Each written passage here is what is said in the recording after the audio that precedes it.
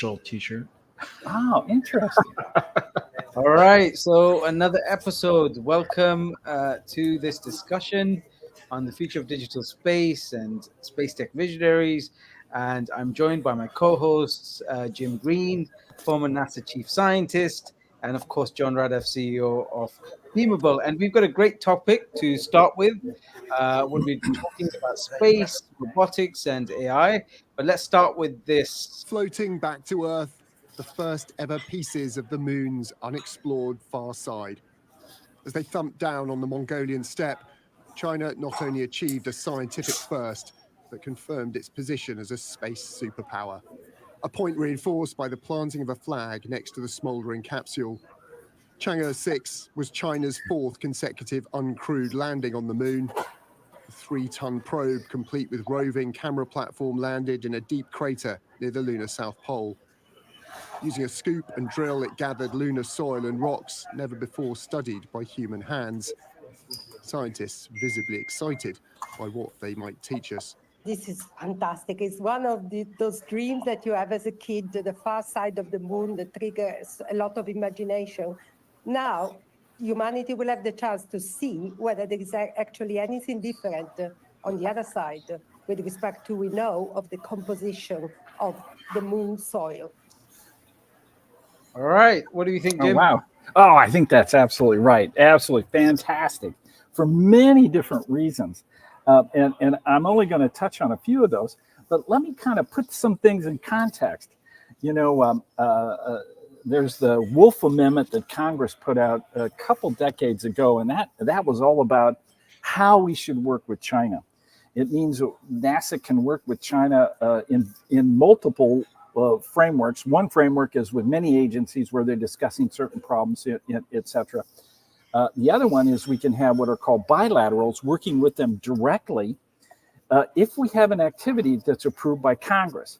Now, in 2012, China, the Chinese National Space Administration, CNSA, contacted the U.S. Embassy in Beijing and requested that NASA work with them on a particular activity, and that was how to find landing spots for Chang'e 3, their very first lunar lander. And so I was able to develop a scenario where they would benefit, we would benefit if we could work together. That was approved by NASA. That was approved by the administration. We got it over to Congress. That got approved. And so we started to work together. So what China received in that collaboration was they were provided high-resolution lunar reconnaissance orbiter images of the area they're going to land in for Chang'e 3. And along with that, we trained them how to obtain the data for any other landing spot. So what's happening, of course, is China is leveraging what NASA has done in the past, creating high-resolution imaging of the entire moon to find their landing spots. Now, when I mean high-resolution imaging, I mean, you know, that coffee table that might be sitting in your living room. If that sat on the moon, we'd be able to see it. Okay, so we can see down to very small craters, and we can see the roughness of the surface, we can see its temperature, and we can see all kinds of stuff. So with that setting, now they were successful with Chang'e 3, Chang'e 4, Chang'e 5, and now Chang'e 6. Well, Chang'e 6 was really the backup spacecraft to Chang'e 5. When Chang'e 5 was very successful, also returning samples. But Chang'e 6 is going to go to an area on the far side of the moon. Chang'e 6 was launched on May 3rd. It's got into an elliptical orbit. It actually threw out a Pakistani CubeSat, which is great, you know, so China is reaching out to other countries to work. In fact, there's several other countries' instruments on this. And then Chang'e 6 landed in a crater. And the name of that crater is Apollo Crater. named after, of course, NASA's Apollo program. And the irony is not lost on me, let me tell you. Now, you know, for quite a while, planetary scientists really wanted to go to the far side of the moon. And the reason why is there's a place where there's a huge impact. It's called the South Pole Aitken Basin. and this crater is in that basin. So this crater is younger than the South Pole Aitken Basin.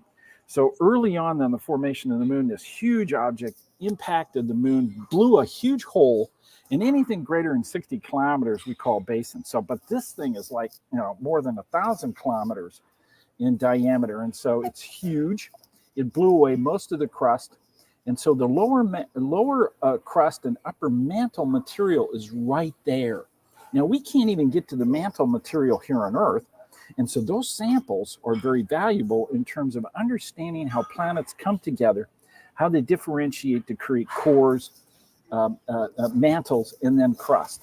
And so they did a fabulous job after they launched on May 3rd, getting into orbit a few days later. They then landed very nicely in this small crater, which is sitting in the South Pole Aitken Basin. The lander then collected 2 kilograms of samples, secured those, and then blasted them off in a rocket that then lofted those samples into space. And then that was hunted down. Those samples were moved into a re-entry module, and then that module was jettisoned and sent home, and that's what you see landing there.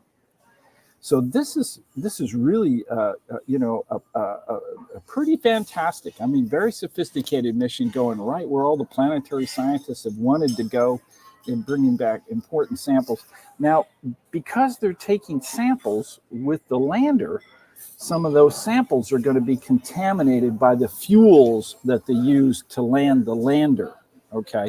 But even with that said, Ji Ping, who's the deputy director of CNSA's Center for Lunar Exploration and Space Engineering, he said, and let me quote, "The Chang'e 6 aims to achieve breakthroughs in the design, control technology of the moon's retrograde orbit, intelligent sampling, takeoff and ascent technologies, and automatic sample return on the far side of the moon," end quote, is what they accomplished, of course. Now, that's really neat because I don't know what intelligent sampling means. I know they used some software that enabled them as they landed to kind of adjust and find a better spot in the local area. And so that's NASA does that. We did that on landing on Mars. That was very successful. It's called terrain relative navigation. You navigate based on what you see right there. That requires sophisticated software. Has to be done on board for the Mars missions. So I'm sure they probably did that on board this, or at least got some sort of intelligent information back and forth to the control center, for which they then would say go for landing in that area after the lander made a decision. This is where I want to go.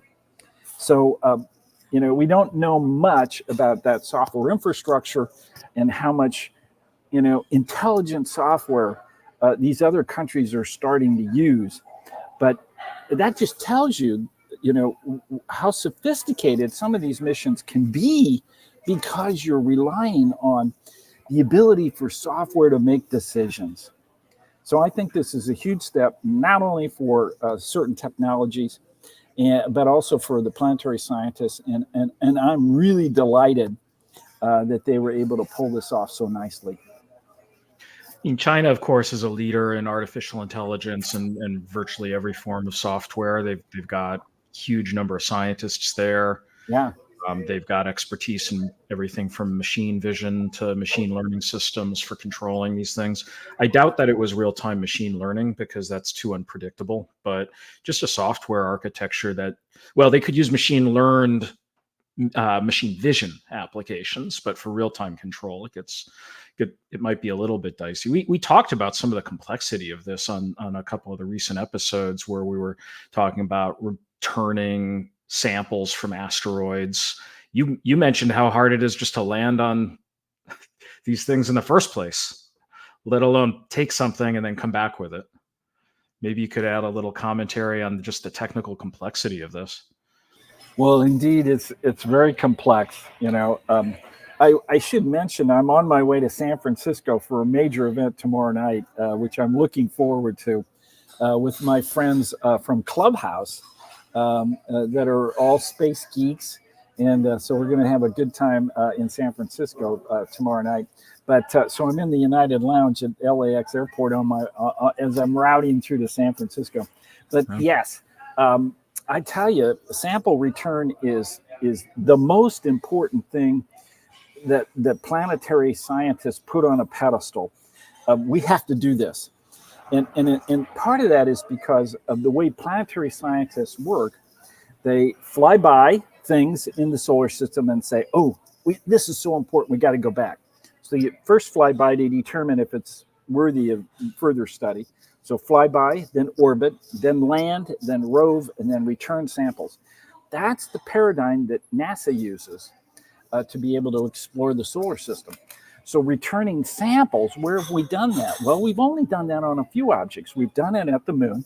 We brought back about 840 pounds of rock material. And really, it has been a boon to our understanding of the origin and evolution of the Earth and the Moon system. And now, we've done it to a couple asteroids, working with the Japanese Space Agency, and NASA's also done this. That's been really good, Hayabusa 1 and 2, and now OSIRIS-REx. And those samples, oh my God, we brought back this set of samples from OSIRIS-REx, and we got complex organics in this asteroid.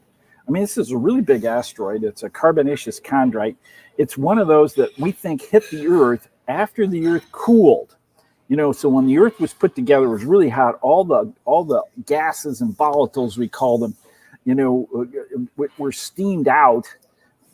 Earth losing a lot of that, and you got to put that back. So these are the objects that help put that back. So objects like OSIRIS-REx have been hitting the Earth. Now we know it has all these complex organics. It's got phosphorus and sulfur and carbon, hydrogen, nitrogen, and it's just a rich set of material, amino acids. I mean, it's got some of the building blocks of life. So we really have to figure out how all this stuff fits together that help make life here happen on Earth.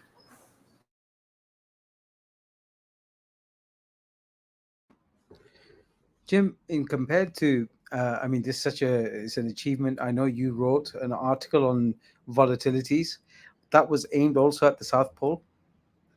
And you think a lot of the minerals and metals we're talking about are based in that region? Yeah, I do. One of the things that we know, when these big asteroids are put together, they get so hot, they go through a process called differentiation. So they melt. So that means all the heavy stuff goes to the middle. So then rather than look around everywhere on the asteroid for iron and platinum group metals and everything, all that melts and comes to the center and is concentrated. Now take one of these, this then becomes what we call a protoplanet. You take a bunch of these and put them together, and now you all of a sudden make a planet out of them. But if you take one of these and you hit the far side of the moon, create this South Pole Aitken Basin, that core is laying inside the basin. We know that. We can see the mass that's embedded in the ground in the center of that crater. So we know it was a huge planet building block. And so consequently, also, that means metals were smeared all over the place. So this is also a great place for platinum group metals. Now, platinum group metals, we want them. We have them in everything. They conduct electricity and they don't rust. So we mine them. We mine them here in our crust. Well, where did they come from? Well, they came from the asteroids that hit the Earth. So for every one asteroid of a certain size that hits the moon, like 20 of that same size hits the Earth. So we got this stuff all over the place. And so that means as we mine out all the platinum group metals, which is going to happen anywhere between 50 and 200 years, they'll all be gone. The only place to get them will be the moon, and in this area in particular. So we talked about, John, you mentioned in terms of artificial intelligence and the kind of structure or in terms of software and capability that China will be utilizing. We've seen this great achievement. I believe AI is going to be an accelerant to getting to where we want. We obviously had the CEO of Astroforge with us a few weeks ago. They are looking to mine on asteroids. So, Jim, I guess looking at what we're achieving, the fact that focus is on the moon, you think the moon is the first place we're going to start mining?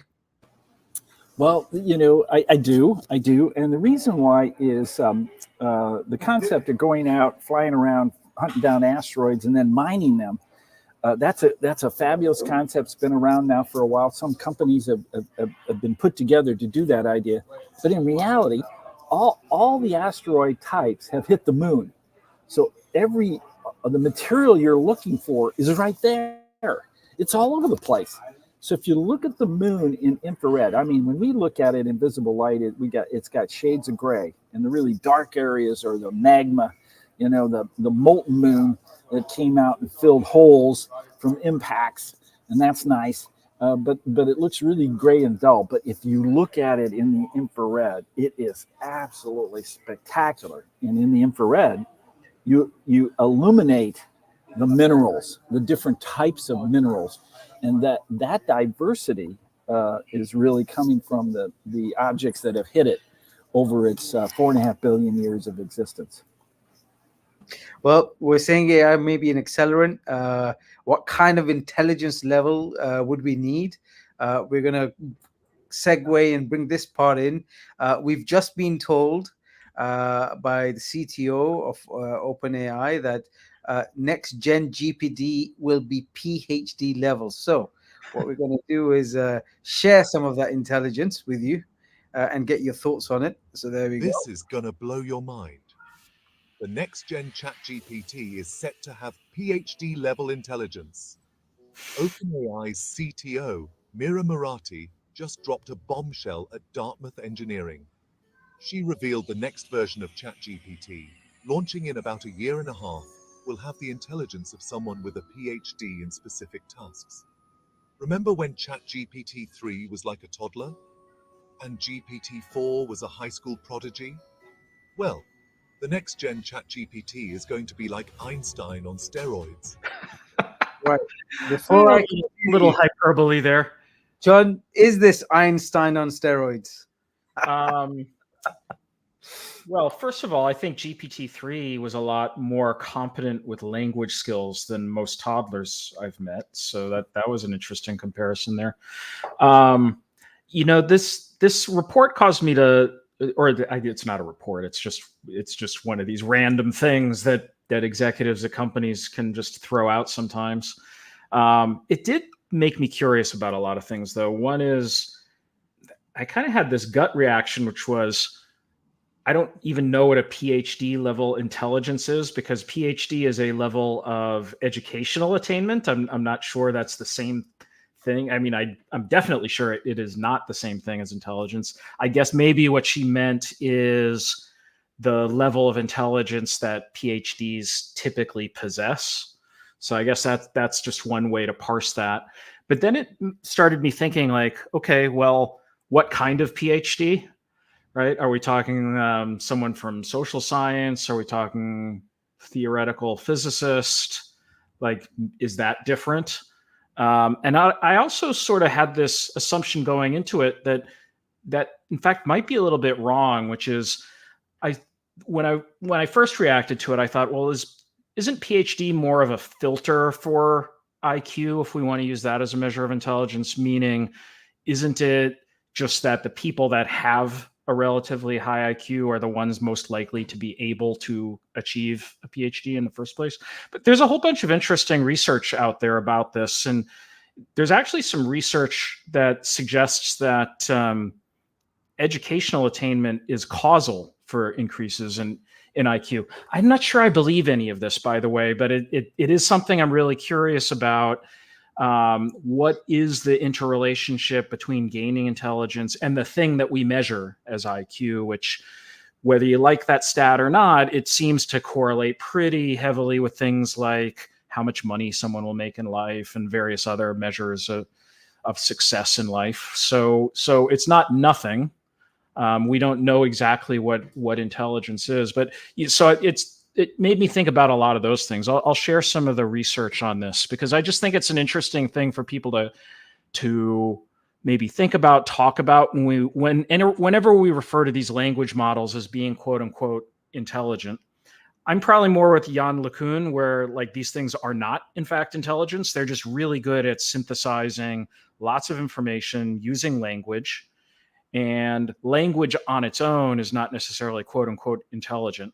I think Jan LeCun often says, like, we don't have a AI that's quite as intelligent as a rodent yet. And so we've got a long way to go in terms of intelligence. But let's take a look at some of this interesting research. Let me see about pulling up some screens here. Well, while you're doing that, my thoughts on this are, what happens in getting your PhD is you really take a topic and you focus on it. And you end up with depth in a particular area, whether it's a certain type of a subdiscipline in mathematics or engineering. You're a thermal engineer. You know how to know how to manage and calculate heat and heat flow, as an example. Okay. So this really is much more than that, because depending on what you give it in terms of the background information and the quality of that information, then it becomes more of a generalist. Now, we're also, I think, entering a world where generalists are really important, because we've had focused research areas for so long. The new discoveries are between these areas where one can benefit from another, and strength can come from that.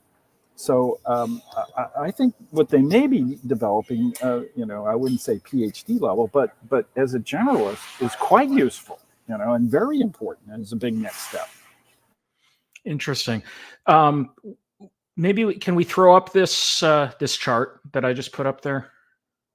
Wasim, there's there we go. So this is one of the pieces of research I came across, and this is a long report that appeared in Psychological Science. Anyway, go ahead and read this if you want to see the details. But this is sort of this is one really interesting chart that I found in this.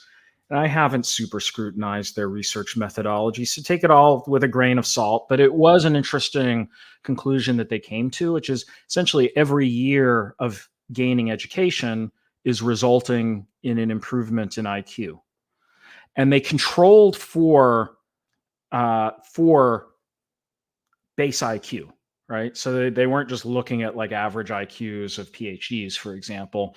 They actually did this as a longitudinal study over, I believe it was 17 years or something like that, where they tested children with the standardized IQ test.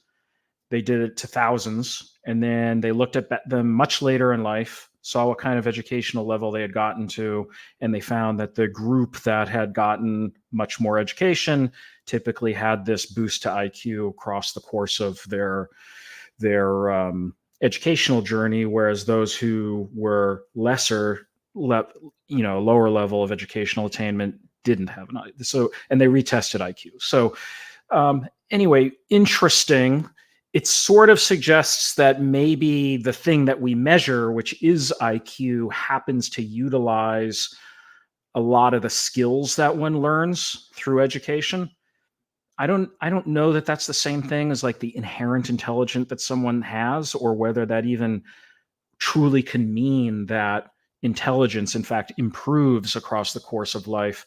But the relevance back to a language model that goes back to this PhD-like intelligence thing is, well, maybe what we're saying here is the language models are capable of synthesizing and combining and drawing comparisons and inferences from language-based information in a similar way that one learns as they go up and up the educational chain here.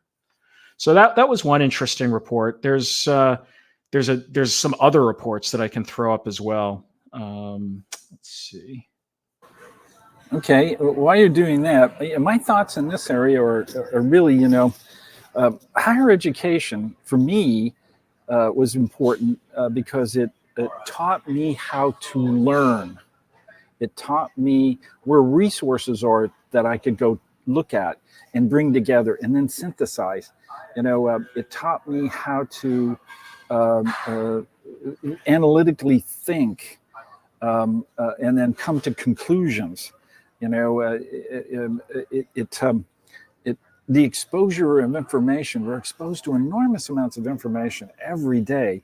If you're willing to bring that in, think about it, and analyze it, and retain it, that's another element of the fascinating aspects of the human mind, because you're also retaining what was spoken in the past to you, what the situation looked like, what you ate for dinner 10 years ago, which was spectacular, and why that restaurant is your favorite.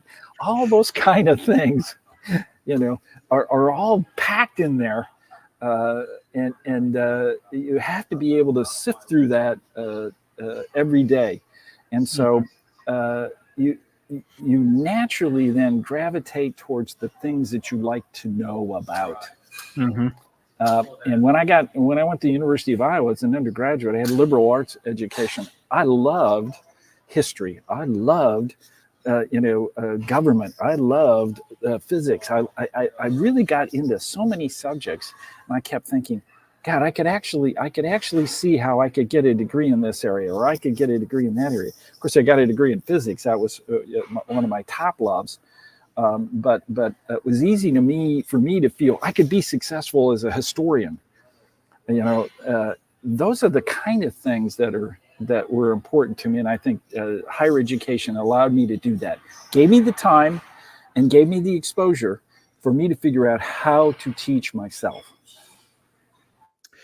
In some ways, that's paralleling what we're doing with language models right now too, because as we've added more and more parameters to language models, they've had these emergent properties that let them work with information in new ways, and not all of them were predicted in advance, or at least not widely predicted in advance. So this idea that as you're going through education, you're equipping yourself with more and more tools for understanding the world is kind of what training these bigger and bigger models is accomplishing, in the sense that we are letting them learn these new ways of processing information. But what's interesting about it is that they're all emergent properties as we up the scale of the models. It's not because we went in and we taught it how to do things in a certain way, other than there are certain reinforcement learning things which are more geared towards saying, yes, this is a good answer, this is a bad answer to certain kinds of information. That has some impact, but the truly emergent properties of it being able to just come up with surprising ways of synthesizing and making predictions and whatnot is all a function of the increasing size of the models, which is interesting. So maybe we're measuring a similar kind of thing there, though, even though the pathway is very different in how people learn versus the way a machine model learns, in that IQ is at least partly a tool set that you've been equipped with. That's kind of what, I guess that's maybe the takeaway that I now have from these reports looking at educational attainment, showing something like 3 point something IQ points gained per year of education invested, because I can't really see a rationale for someone becoming transformatively intelligent like at the biological level, whereas education might give you those tools, and a bigger model gives you more tools. I want to play a segment here specific for both of you. Jim, obviously you were at the helm of NASA and this humongous organization, and John wanted your particular expertise as well. I enjoyed this guy's talk, so I thought I'd share it. Let me just play it and let's see. Blind adherence to old systems and a tech-first mindset are actually a bigger threat to the jobs that we have than AI. The boogeyman of AI, saying AI is going to come and take your job because it's going to mechanize it, it's going to digitize it. All of a sudden, you're no longer relevant. Again, we're talking about the frameworks of the past. If we do nothing and just adopt the technology, then yeah, sure, that might be the way it happens. But there's so much that needs to change about our relationship with work to make this successful. And the problem with so many of these ideas of how this is going to work is it starts with the technology.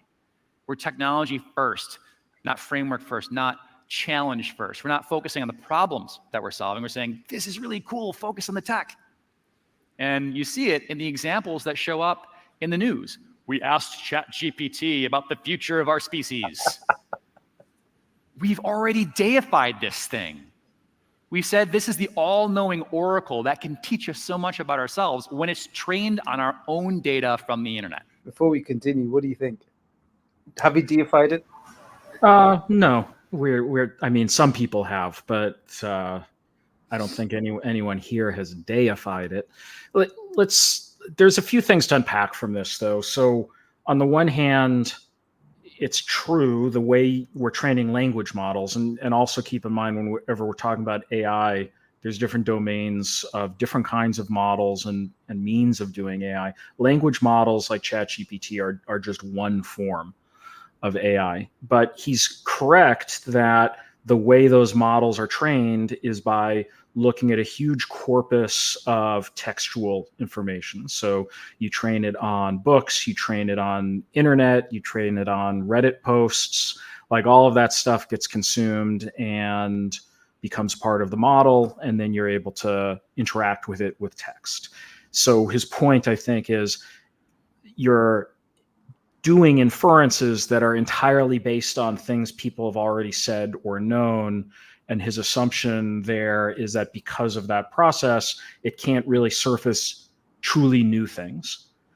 So I want to pick on that a little bit because I think, first of all, there's lots of new ways you can synthesize information together that are pretty novel, and people have discovered plenty of things in these language models where it has synthesized information together in new and surprising ways that hadn't ever been said before. But yes, it was based on existing things. The other aspect is that as we've scaled it up, relates to what we were just talking about, as you've scaled up the number of parameters in these models, they have more and more surprising emergent capabilities. So I think it's an assumption he's making that it will continue to be limited in some way according to just this pre-existing knowledge theory that he has, as opposed to giving us more and more, even more surprising syntheses of information. And then on top of that, AI models are going to become more and more multimodal. So when you look at ChatGPT, for example, it's no longer just text. It is also able to coordinate that along with visual information and sound information. So we're processing more and more senses. And yes, a AI model currently is not a very good actor or agent within the world as we know it, meaning if it's curious about something, it doesn't really have a way to go out and discover more things, which is something humans can do. If you're curious about something and you enter it into ChatGPT, the answer may be it doesn't know the answer. Hopefully it'll just tell you it doesn't know the answer instead of hallucinating something. But if you're curious about it, you can be a scientist and start to try to form an experiment for it. You could be an engineer and just start to tinker with it. You could be an artist and start to create some new vision of the world that has never been expressed before. We're going to have robots. We already have robots. They're coming along. There's going to be ways that AI, either in a virtual world through agents, can interact throughout the internet, through the metaverse, with people, ask new questions, and robots will be able to also instantiate that capability within physical space as well. So sometimes I think people make these declarations that AI will be particularly limited in some way, but I'm not aware of any law of physics that's going to prevent AI from doing everything that humans can do. And potentially even better than humans. And I think that's a good thing. I think these things are going to be amazing tools to help us discover all kinds of things about the universe and just enjoy life in completely new ways. So I don't think we should fear it. And by the way, we already have super intelligence. There's 8 billion people on this planet. When you combine people together, you get super intelligence that's way beyond any of these individual models and anytime soon.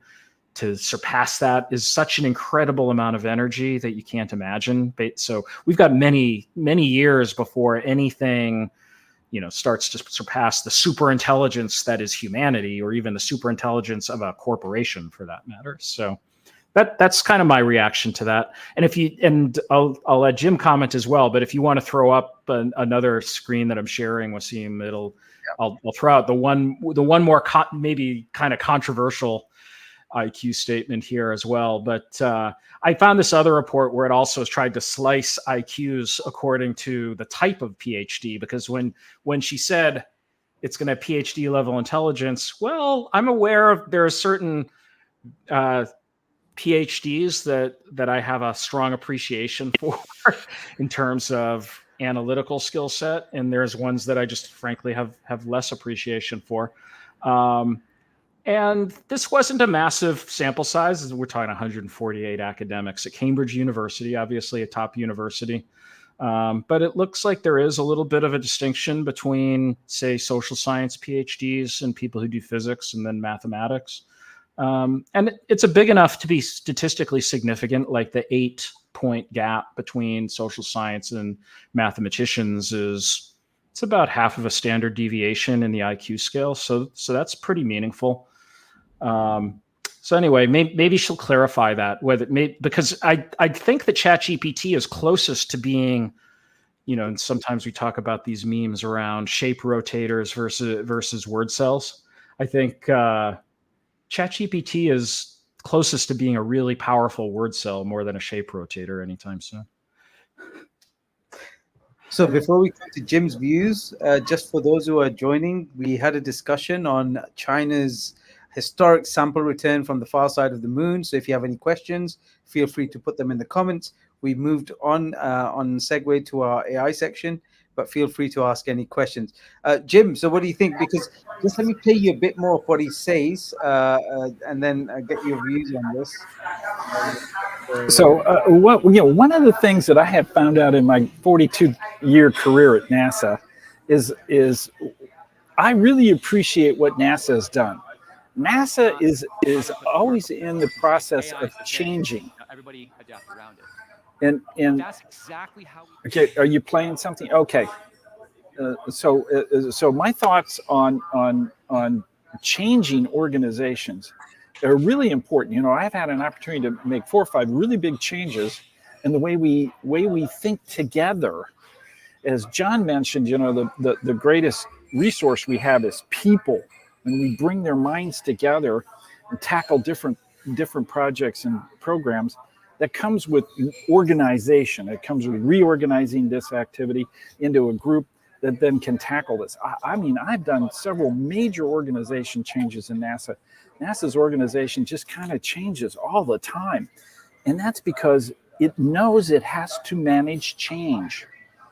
It's not only the changing, the importance of technology, but taking on challenges that get ever and ever more difficult.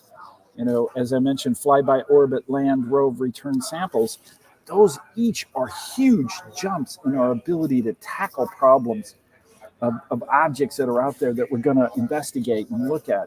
So managing change, we don't hear about in terms of what AI does for us. That I think right now is innately a human element that then connects our sociology with our science and our physics that creates a total package that calls us human. So going on your point, this part of it, I'm just going to play this just for you both. That's how work goes. Now, everyone has a set of skills to some sort of technological initiative. We all have specific KPIs and measurements. You do this function in this department in this way, and maybe you'll stick around and you'll get a promotion. You don't move in between departments. As you can see, like the idea of department number 3, if you're trying to move between, you can't, because you have a specific job that fits within a specific place. You have a boss, they oversee you. That's how work goes. Now, everyone has a set of skills within those jobs. Those jobs are built around a set of skills that are required for the functions and the work that we'll do. So that's kind of signified by these dots you see here. And those are going to play a little bit of a starring role in the next few slides. Now, if we're going to go beyond just the idea of jobs, let's talk about what it looks like to be a creative generalist. And I'm going to talk about that concept quite a bit. But each person, essentially themselves, not just the jobs require specific skills to get those done, but each person has a set of skills that they bring to the table. And that is kind of contained within this hexagon. But you have a lot of skills you don't put into play at work all the time, because, well, work doesn't ask that of you. You're not required to do that. But Jim, I know when we talked, something you said to me, because you were a diver, you did diving, you were head of planetary, you became the chief scientist. Something you said to me, when it came to different roles, you never said no. Yeah, that's a character flaw, by the way. That just makes you overcommitted. No, I rarely said no, and I viewed those as big challenges.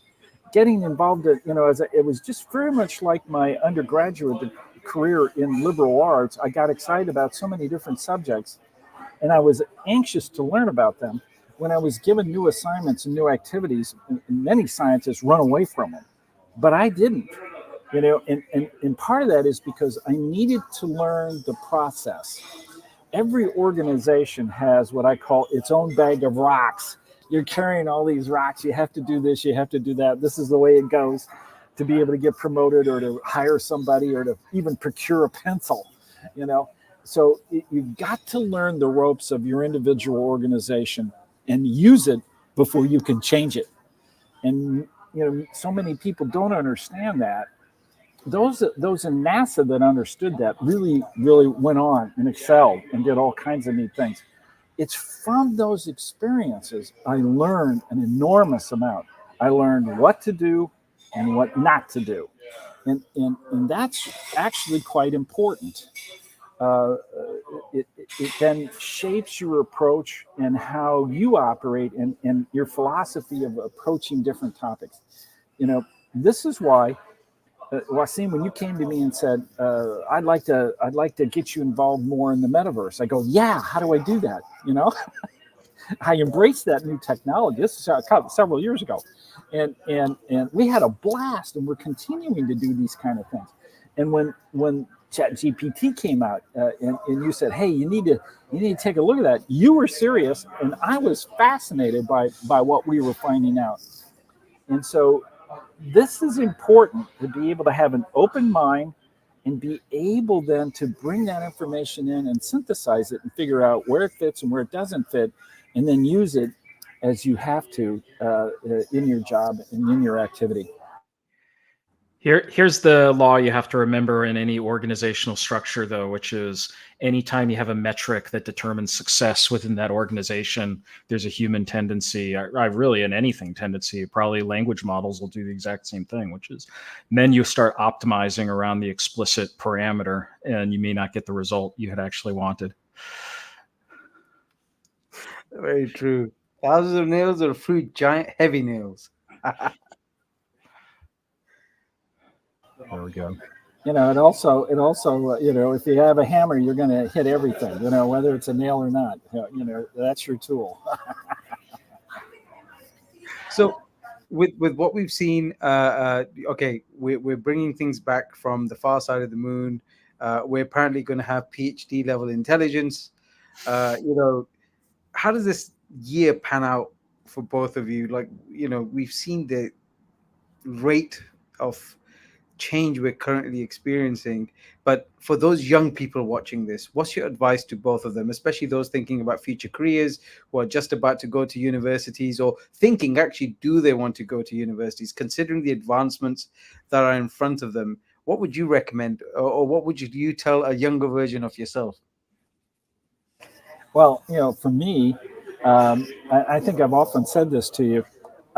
I have learned so much since I got my PhD, and I've seen the sciences explode in space, in particular, at such a rate that I would love to have just graduated last week, and I had my whole career ahead of me, because of all the new things I want to do and I want to be able to do. The key to that, I think, for young people is really to be able to have an open mind, to be able to bring in things and play with it a little, see how it fits. I think AI is going to be an important tool. You have to be able to know its limitations, and you have to be able to use it with a degree of ethics too. It's just because it's there doesn't mean that you can do whatever you want with it and then pass it off as your work, because you can't and you shouldn't. You need to be able to bring in your own intellectual worth, and you're only going to be able to create that by continually doing that, by continually assimilating knowledge, being your own chat GPT, so to speak, and assimilating it and using it. And then and what you get from these natural language models are input, okay? And that should be viewed as input, not just output. So embrace them and use them, and be flexible. One of the trajectories in AI is just towards what we call agents or agentic AI. And I think one of the opportunities is just pairing humans with agents. And that's going to bring a lot of different forms of curiosity, different forms of viewing the world, and agents that sort of help both challenge the way you think about a problem so that you can get closer to the truth, as well as reflect your own value system where that's appropriate. So I think that's going to ultimately become more important than,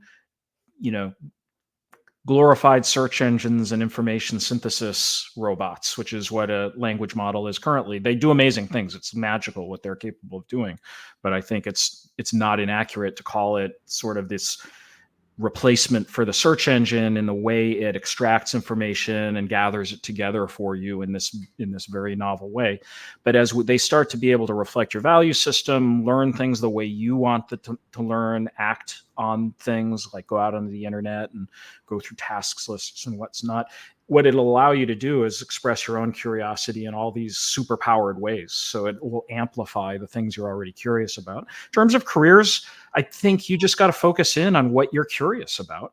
I mean, number one, just be curious about the world. Don't think that just because there's AI that's getting more and more powerful, that has nothing to do with your own curiosity. You can be curious about things and use an AI to help you amplify that curiosity, learn more things about it. At least currently, make sure if you ask a chatbot for something, you look at some other sources before you make important decisions on it, because these things do hallucinate. But I wouldn't tell a student, don't pursue something that you're truly passionate about, because there's going to be more than enough of that kind of work and curiosity in the future. I mean, right now, we still have a massive deficit in all forms of engineering. I think, I don't know, you're more of an expert on scientists than I am, Jim, but I think in general, there's a massive deficit of capable scientists out there. So like, we're not close to running out of the work for any of those things. It's much the other problem, which is like, there's an overwhelming amount of work. And if anything, the emergence of AI is going to create even more opportunities to go and learn things. So don't worry about this stuff right now. Just be curious about the world is what I would say. Yeah, exactly. I mean, new fields come up all the time. Prior to the space age, everything we knew about the solar system or the universe, we got from the back end of a telescope. Now we go there. Okay, we land, we dig in the dirt, we bring back samples, we fly around the most volcanic object in the solar system, Io. Which needs a new Google map every 88 years. I mean, it's so volcanically active. Or we go by Pluto, the really cold world that has nitrogen glaciers, and tholins that rain down. If you were standing on the equator of Pluto, you'd be snowing red tholins. I mean, all these fantastic things. How did they get there? Why are they important? What's the chemical reactions? What's happening to the evolution of our planet, and how do we do that? All these topics that come up, finding exoplanets. Now more and more scientists are getting degrees and then going into that field. 10 years ago, nobody would go in that field. Okay, there wasn't a way to go into that field, and so that's happening all the time. So following your passion is incredibly important. That's what really motivates you. That's what gets you excited. That's what allows you to learn. But I also encourage you to learn about things around you and how that fits together. So general education is important too. One of the things I'd add, though, with respect to AI specifically, is we're entering into a really exciting era in which you can probe spaces of just enormous complexity. So what you have with models is you train on a huge amount of data, and you can distill things down to what we call the latency. The more simple, not simple by any means, but more simple version of reality that lets you start making predictions, or in AI, what we call inferences against that set of information. And what that means is that there's a huge number of problems out there that are just overwhelmingly hard to solve when you're tweaking just one variable at a time, trying to discover what's going on with a system. AI happens to be really good at taking all of those variables, massive number of variables, and reducing it down to the subset of some of that information and variables that are actually going to matter. Really hard to do with I think classical scientific or engineering methods. What that means is that if you're a person who's curious, you have a whole new tool at your disposal for discovering what's going on in these areas of enormous complexity. Now, it doesn't tell you necessarily the causal relationships, but it gets you closer to the truth. It starts you being able to make some predictions about what's going on so that you could then start to think about, okay, given this set of predictions, can I actually start to form a theory around it? It's a new way of pursuing science. And what's going to be really important with this, beyond simply just knowing how to use AI machine learning tools, is asking really interesting questions. So you can't just go to ChatGPT today. Maybe you will someday. Like I said, there's no law of physics that prevents any of this stuff from happening. But right now, it responds to you. It doesn't say, hey, John, here's a really interesting question you should focus on today. That's kind of up to me to figure out the question. And that's where curiosity comes in. If you're curious, you're going to want to ask questions. And if you have a question that is in one of these domains of enormous complexity, what an amazing tool you've got to start exploring this. So, Jim, question for yourself. And I kind of thought that this would come. So, China has been fantastic. It's landed far side of the moon. Why do you think it's taken the rest of the world so long, considering they were there earlier than everybody else? Well, okay. That's a good question. It's a matter of how you're going to bring in the expertise. How when I started working with China, as I mentioned on the lunar activity, there weren't very many planetary scientists in China. It was just a handful, And now there's all sorts of expertise that have grown. So from their perspective, they have said, okay, we're going to fund these activities, and that brings in people that then grow and learn. Now, for them to do what they've done, which is miraculous, they've had to have help. All right, they've had to have key information. They've had to really leverage things that have worked in the past. And they've done that. However, they've done that, whether it's through contracts or people, gaining technologies. Technology transfer is really also about people transfer that has to go on. So I think they've really done a marvelous job of really catching up and doing some fantastic things. But they've gotten some help. Now, there's been some countries that want to do it on their own and have really struggled in an era when there's no need to do that because there's so many other space agencies willing to help.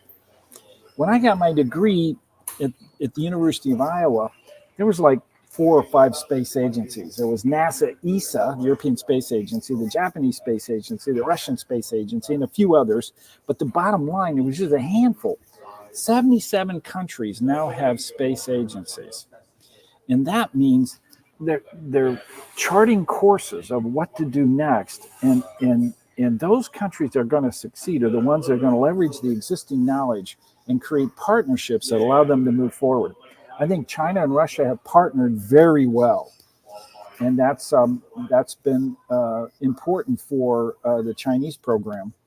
I would encourage other nations to work with some of these agencies that really have a lot of experience, and NASA certainly one that is going to the moon in a cooperative way with many nations, and through what's called the Artemis Accords. These are the basic set of principles of how we're going to work in space as we learn to go to the moon together and create a permanent presence. So these are new opportunities that are coming up, and we have a world of knowledge that we can leverage and use. You just have to go find it, get it, and use it. And ChatGPT and other natural language activities are a part of that. And one more, this is specifically on the Boeing and the Starliner. What was some of the issues you think that led to the delay in the astronauts being able to disembark and return back? Well, things happen with new equipment. There was a helium leak. They actually got that taken into account.